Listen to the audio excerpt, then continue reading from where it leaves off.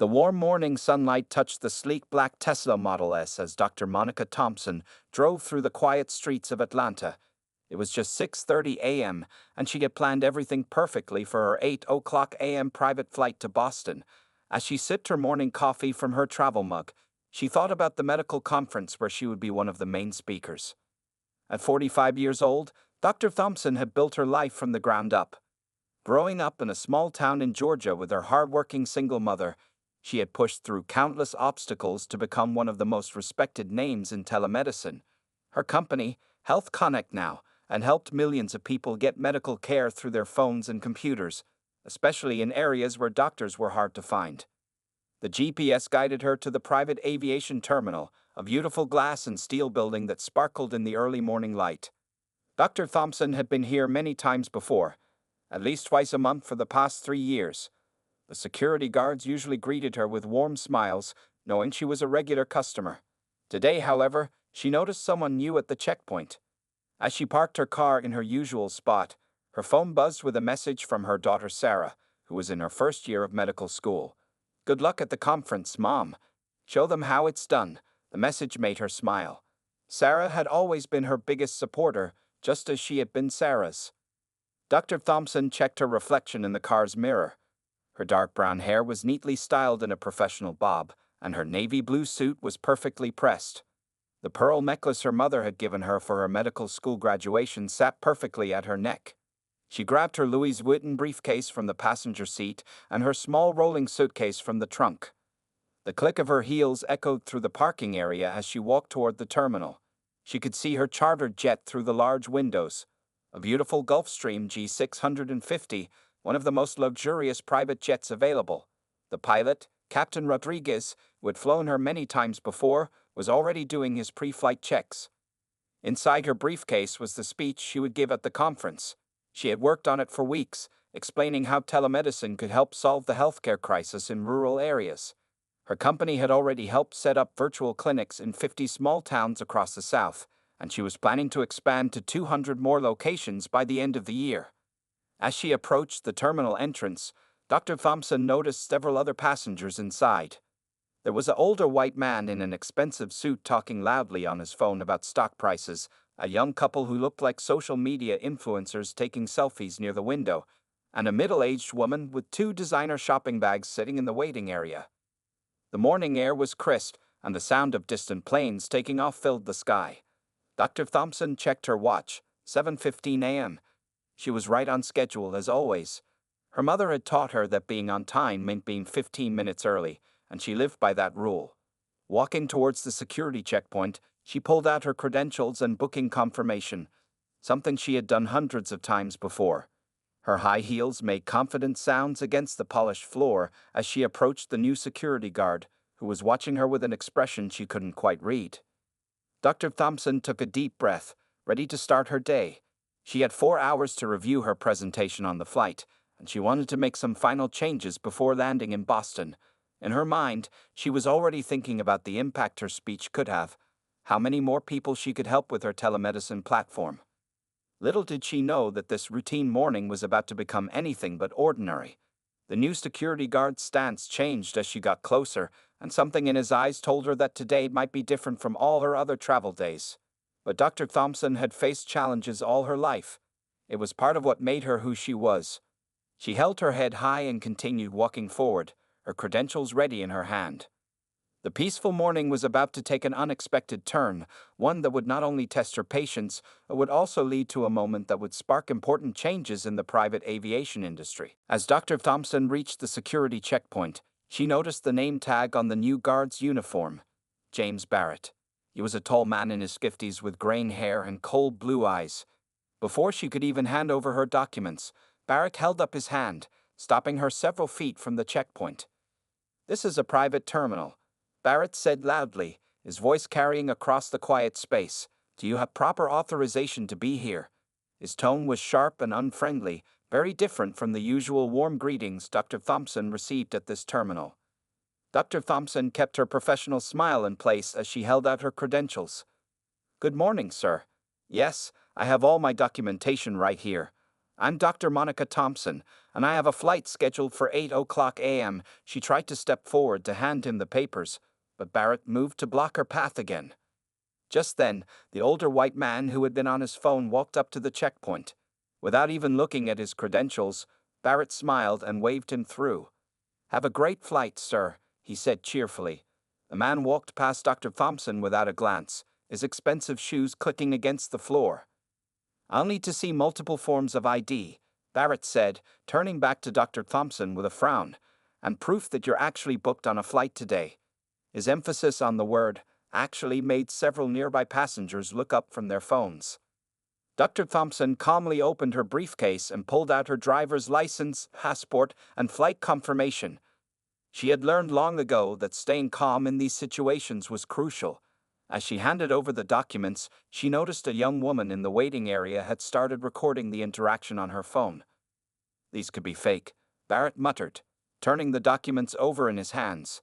He picked up his phone and began making calls, even though Dr. Thompson's regular pilot, Captain Rodriguez, was clearly visible through the window, waving at her in recognition. The social media influencer couple who had been taking selfies earlier stopped to watch. The young woman whispered something to her partner, both looking concerned. More phones came out, recording the scene that was unfolding. "Sir," Dr. Thompson said steadily, "I've been flying from this terminal twice a month for the past 3 years. You can check your records, or ask any of your colleagues. I'm a regular client here." She gestured toward the flight crew, who were now watching the scene with worried expressions. Barrett ignored her words and continued making calls. "Yes, I need to verify a passenger. Claims to be a Dr. Thompson. Yes, I know the documents look real, but we need to be sure. No, she doesn't look like our usual type of client." The air in the terminal grew tense. Other passengers shifted uncomfortably, some shaking their heads at Barrett's behavior. The young woman who had started recording first was now live-streaming the incident, her commentary barely audible but clearly disapproving. Dr. Thompson checked her watch. It was 7:25 a.m. now. Her flight was scheduled for 8 a.m., and she needed to board soon to stay on schedule. She pulled out her phone and opened her email, finding additional proof of her regular flights from this terminal. "Mr. Barrett," she said firmly but politely, "I understand you're doing your job, but I have a medical conference to attend. Here are emails confirming my previous flights from this terminal. You can also ask Captain Rodriguez, who has flown me many times." Barrett glanced at the emails but didn't seem to really read them. Instead, he picked up his phone again. "I need to speak to a supervisor about a situation here," he said into the phone, keeping his eyes fixed on Dr. Thompson. More people had gathered in the terminal now, and the atmosphere was growing increasingly uncomfortable. Dr. Thompson stood straight and tall, her face composed but her heart racing. She had faced discrimination before, but this felt different. More public, more blatant, and with more witnesses. The situation was about to reach its boiling point, but no one knew that it would lead to changes that would affect the entire private aviation industry. As Barrett continued his unnecessary calls, Dr. Thompson quietly pulled out her own phone and began documenting everything. She knew that sometimes the best response to ignorance was to let it expose itself. The situation at the private terminal was getting worse by the minute. It was now 7:35 a.m., and Dr. Thompson had been standing at the security checkpoint for over 20 minutes. The number of people recording the incident on their phones had grown to at least a dozen, and whispers filled the usually quiet terminal. Captain Rodriguez, unable to watch any longer, left the aircraft and walked into the terminal.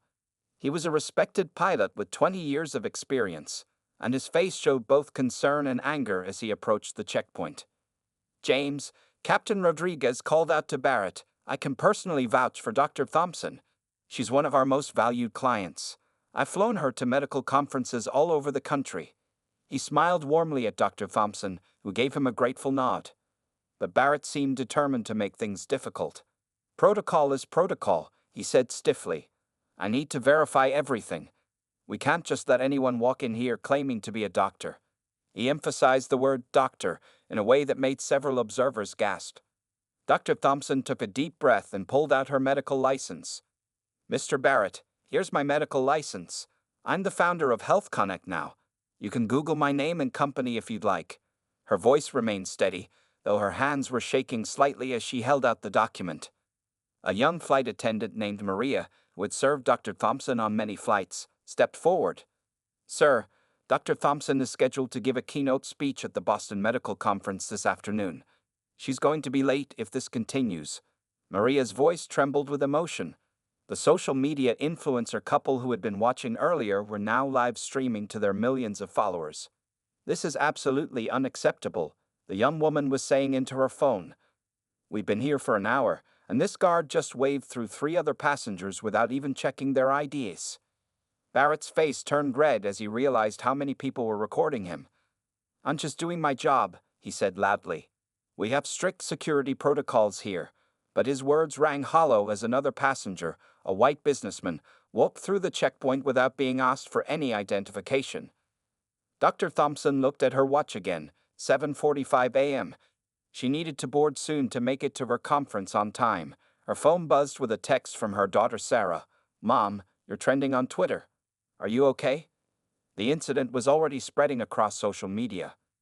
The terminal's regular security guard, Mike Johnson, who had the day off, called Barrett after seeing the viral videos. "James, what are you doing?" His voice came through Barrett's phone speaker. "Dr. Thompson is one of our VIP clients. She's been flying from our terminal for years." But Barrett wouldn't back down. He started questioning the authenticity of Dr. Thompson's medical license, suggesting it might be fake. This was the last straw for many observers. The older woman with shopping bags stood up and declared, "This is pure harassment. I'm calling the terminal manager right now." Dr. Thompson maintained her dignified stance, though inside she felt a mix of anger, hurt, and exhaustion. She had faced similar situations before, at expensive restaurants, in luxury stores, even at medical conferences. But this time felt different because so many people were witnessing it. She pulled out her laptop and opened a PowerPoint presentation. "Mr. Barrett, this is the keynote speech I'm supposed to give today about bringing healthcare to underserved communities. Would you like to see that too?"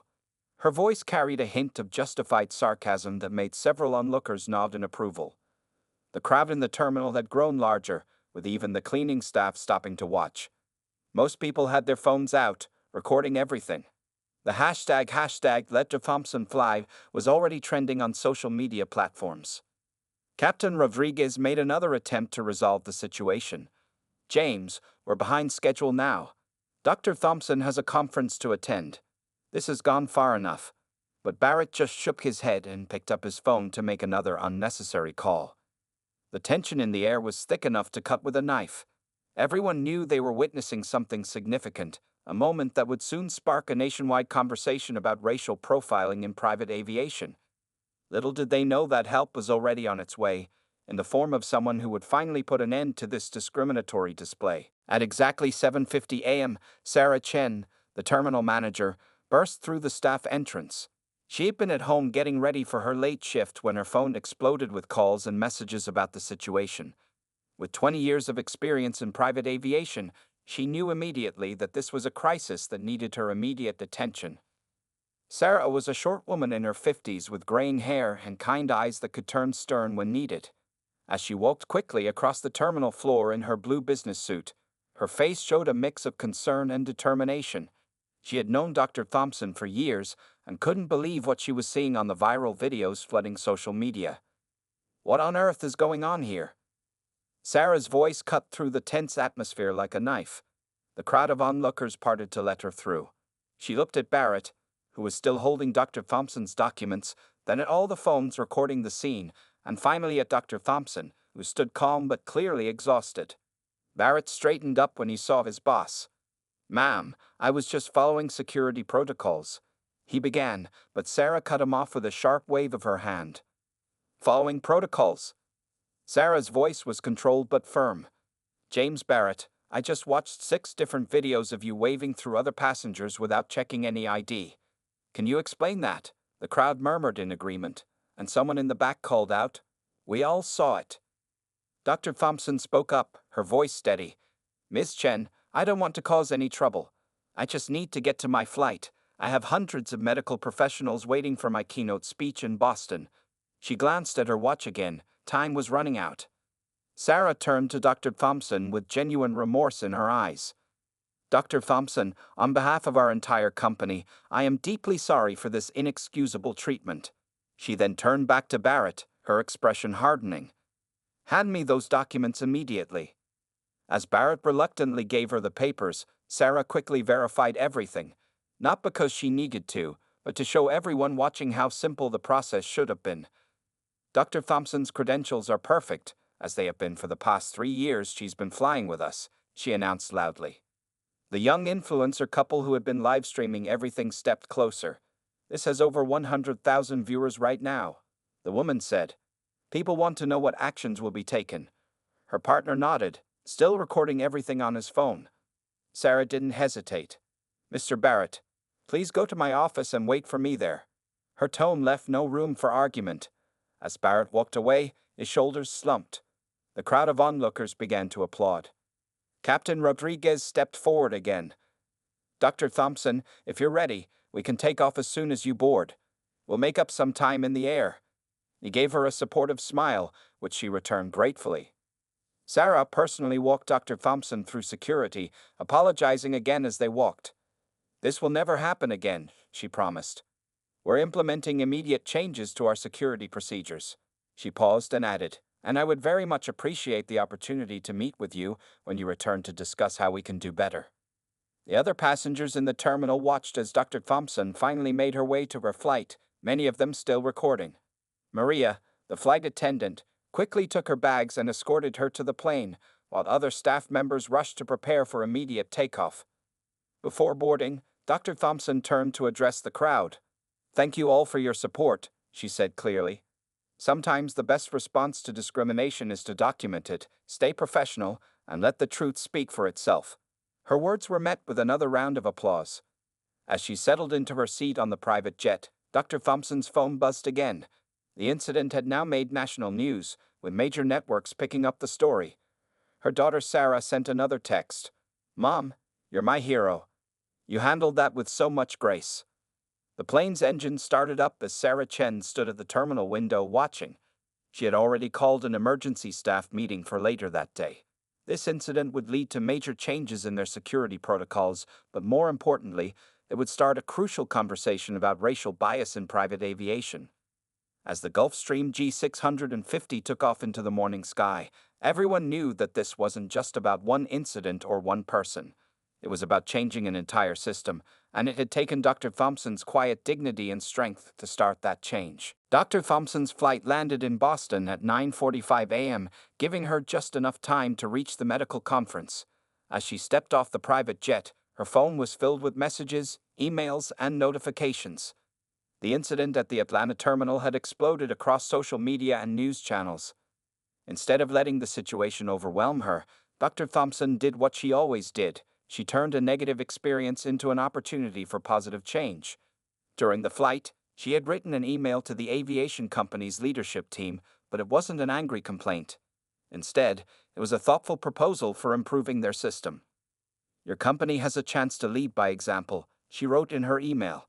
Let's work together to create better training programs and clear guidelines that ensure every passenger is treated with respect, regardless of their appearance.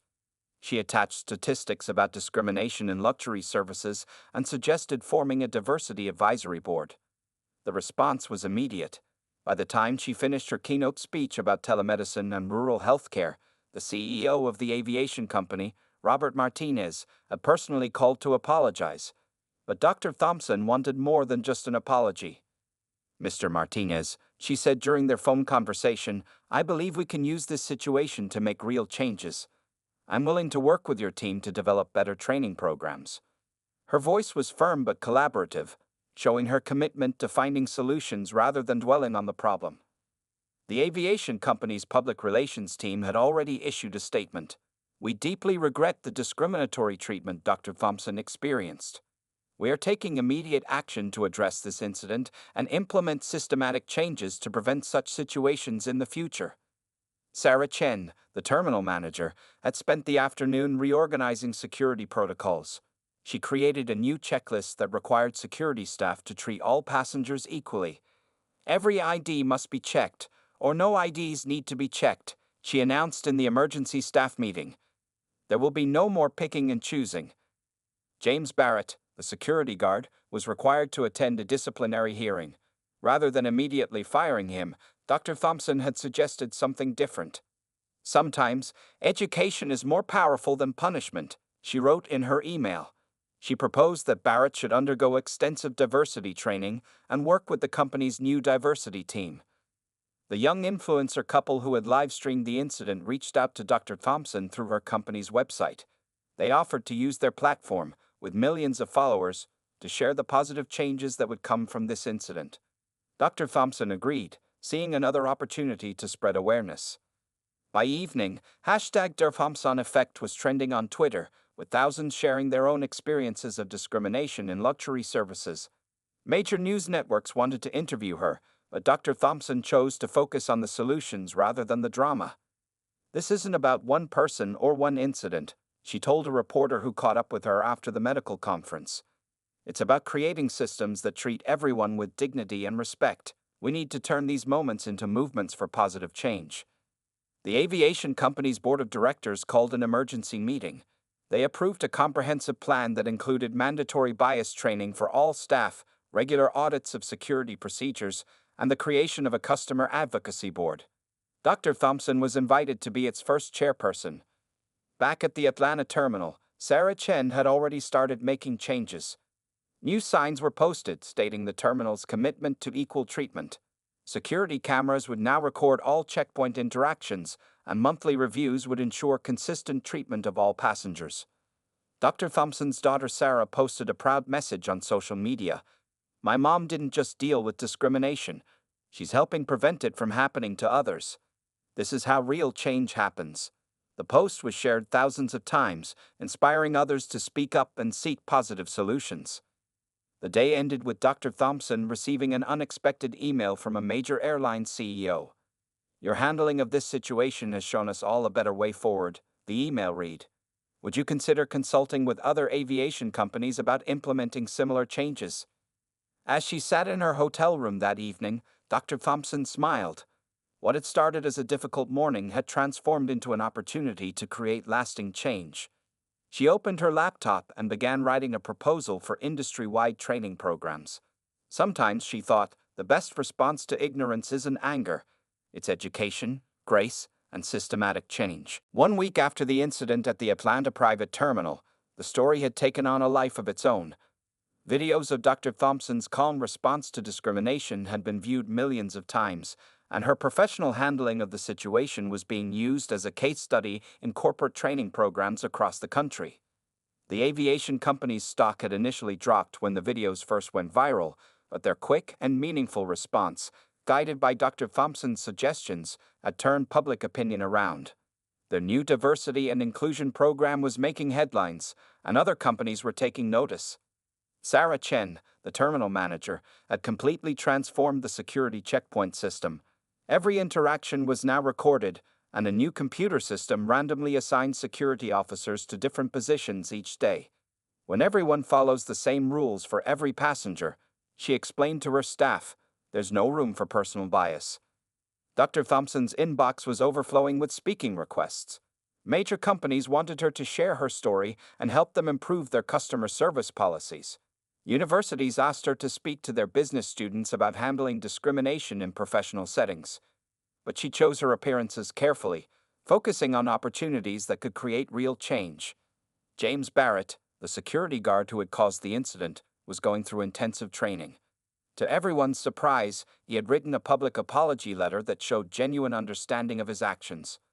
"I never thought of myself as biased," he wrote, "but watching those videos of myself opened my eyes.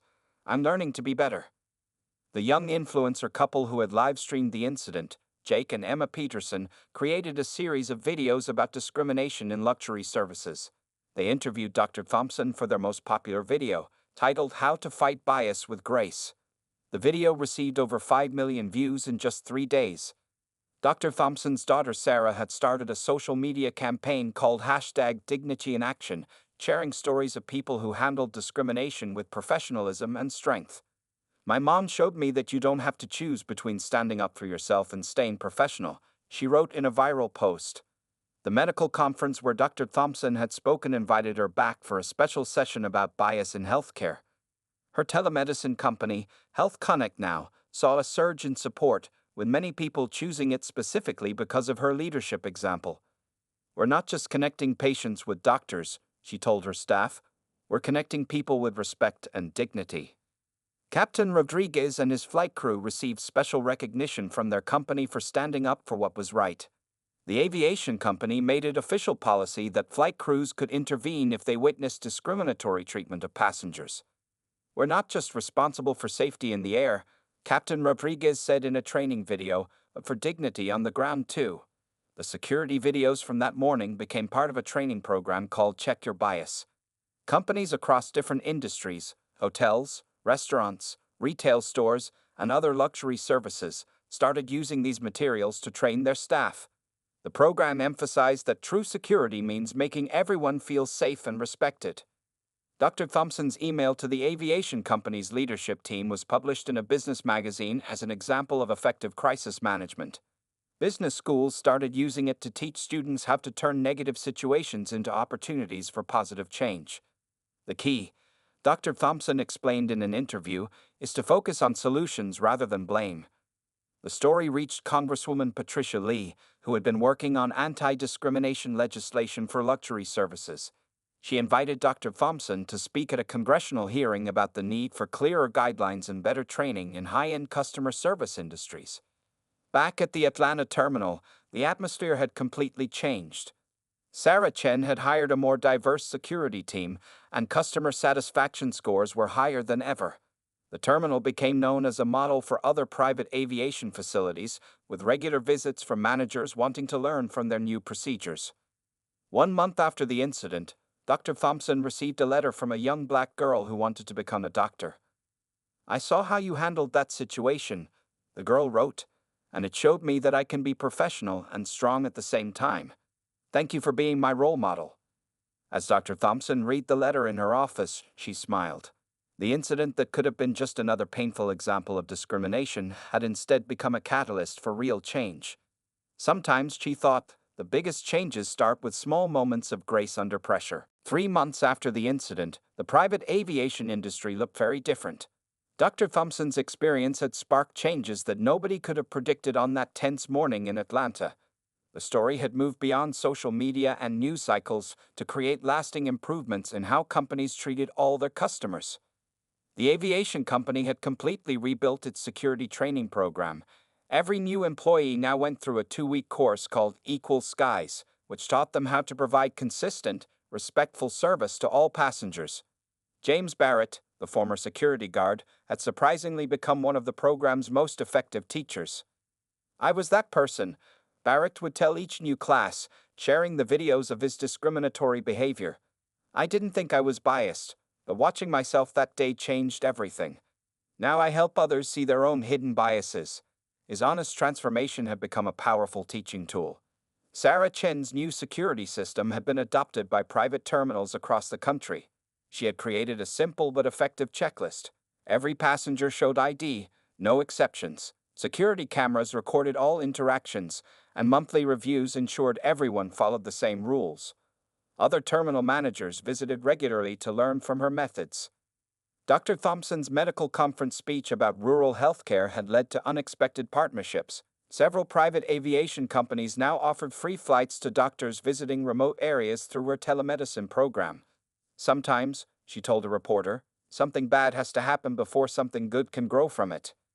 The young influencer couple, Jake and Emma Peterson, had turned their attention to highlighting positive changes in the luxury service industry. Their popular video series, Changes in the Air, showcased companies that were working to eliminate discrimination. Their episodes featuring the transformed Atlanta terminal got millions of views.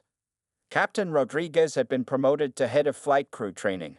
He developed new guidelines that empowered flight crews to speak up when they witnessed unfair treatment. "Our job isn't just about flying planes," he would say in training sessions. "It's about making sure every passenger's journey starts and ends with respect."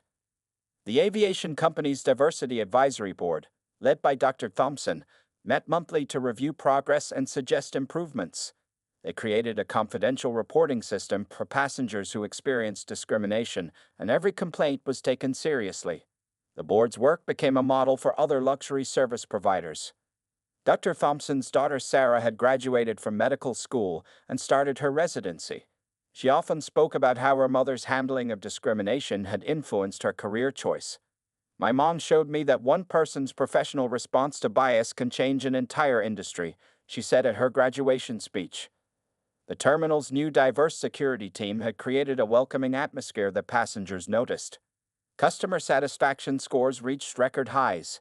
Even teenagers from wealthy families, who used to complain about security checks, now commented on how fair and professional the process was. James Barrett's transformation had perhaps been the most surprising change. After completing his training, he asked to work with inner-city schools, sharing his story and teaching young people about recognizing and overcoming bias. His honest conversations about his own mistakes helped others understand how unconscious bias worked. The aviation company's CEO, Robert Martinez, spoke at a national business conference about the changes. Dr. Thompson showed us that addressing discrimination isn't just about avoiding bad publicity, he said. It's about building a better business that truly serves all its customers. Other luxury service industries started following the aviation company's example. High-end hotels, exclusive restaurants, and designer boutiques adopted similar training programs. The phrase, the Thompson Standard, became shorthand for excellent, unbiased customer service. Dr. Thompson's healthcare company had grown significantly, partly because people trusted a leader who handled challenges with such grace. She used the increased attention to expand her rural healthcare programs, turning her moment of discrimination into better medical care for underserved communities. Sarah Chen received a national award for her work in transforming security procedures. In her acceptance speech, she said, "Real change happens when we stop seeing security and equality as opposing forces. They work best when they work together." As the changes spread throughout the industry, Dr. Thompson kept the letter from the young girl who wanted to become a doctor pinned to her office wall. It reminded her that sometimes the most powerful response to discrimination isn't fighting fire with fire, but transforming that heat into the energy for positive change. The aviation industry had learned an important lesson. Treating everyone with dignity wasn't just the right thing to do, it was also good business. What started as one woman's graceful response to bias had grown into a movement that was still creating ripples of change throughout the business world. 1 year after the incident at the Atlanta private terminal, Dr. Monica Thompson stood at a podium in New York City. She was giving the keynote speech at the first National Conference on Equality in Luxury Services. The large conference hall was packed with business leaders, security experts, and customer service professionals from across the country. As she looked out at the audience, Dr. Thompson saw many familiar faces. Sarah Chen was there with her new team of training specialists. James Barrett sat in the front row, ready to lead a workshop on transforming bias into understanding. The Peterson influencer couple were live streaming the event to their now 10 million followers. A year ago, Dr. Thompson began her speech. "I was just trying to board a flight to a medical conference. Today, we're all here because that moment sparked a movement that none of us could have predicted." The audience nodded, many of them having watched the viral videos that changed their own company's policies. The changes had spread far beyond private aviation. Luxury hotels had adopted the Thompson Protocol, a set of guidelines ensuring equal treatment for all guests. High-end restaurants, exclusive clubs, and designer stores had all implemented similar training programs. The business world had learned that dignity and luxury could go hand in hand. Dr. Thompson's healthcare company had doubled in size, now serving over 1 million patients through telemedicine. She had used her increased influence to create scholarship programs for minority medical students. "Success means nothing if we don't use it to help others up the ladder," she often said in interviews. The aviation company had become a leader in corporate diversity training. Their Equal Skies program had been licensed to other industries, and their security procedures were studied by business schools. The CEO, Robert Martinez, often said that the incident had made them not just a better company, but a more successful one. James Barrett's story had become a powerful teaching tool. His journey from being the face of discrimination to becoming an advocate for change inspired others to examine their own biases. He now traveled the country, speaking to security teams about his transformation. "Change is possible," he would say, "if we're brave enough to face our own mistakes." Sarah Chen had been promoted to National Director of Security Operations. She had trained security teams at over 50 private terminals across the country. Her simple but effective system, same rules for everyone, no exceptions, had become the industry standard. Security complaints had dropped by 90% at terminals using her methods. Dr. Thompson's daughter Sarah, now a resident physician, had started a program called Future Leaders in Medicine, encouraging minority students to pursue medical careers. She often shared her mother's story as an example of turning discrimination into determination. My mom taught me that how we respond to challenges shapes not just our future, but the future of others, she would tell her students. The Peterson couple's social media campaign had evolved into a full-scale movement. Their documentary series, Change in Action, highlighted success stories of companies transforming their culture. The episode featuring the aviation company's transformation had won a prestigious media award. Captain Rodriguez had been appointed to a federal aviation board focused on passenger rights. His experience supporting Dr. Thompson had shaped new industry-wide guidelines for flight crew responsibilities. Safety includes dignity became his signature phrase in training sessions. The young girl who had written to Dr. Thompson a year ago was now in pre-med programs, inspired by her story. Dr. Thompson had become her mentor, showing her that determination and grace could overcome any obstacle. Dr. Thompson taught me that success is the best response to discrimination, the girl said in a school speech. The legacy of that morning in Atlanta had grown beyond anyone's expectations. What could have been just another viral moment had instead become a catalyst for lasting change. Business schools now taught the incident as a case study in crisis management and corporate transformation. As Dr. Thompson concluded her keynote speech, she shared a final thought. The true measure of progress isn't just in changed policies or improved training. It's in the stories I hear from people who no longer feel they have to prove they belong. Every person deserves to be treated with dignity, and now more companies understand that this isn't just right, it's essential. The audience rose in a standing ovation, but Dr. Thompson knew the work wasn't finished. Real change was a continuous journey, not a destination. As she left the stage, she smiled, knowing that sometimes the biggest changes start with one person staying calm in a storm, turning a moment of bias into a movement for better treatment for everyone.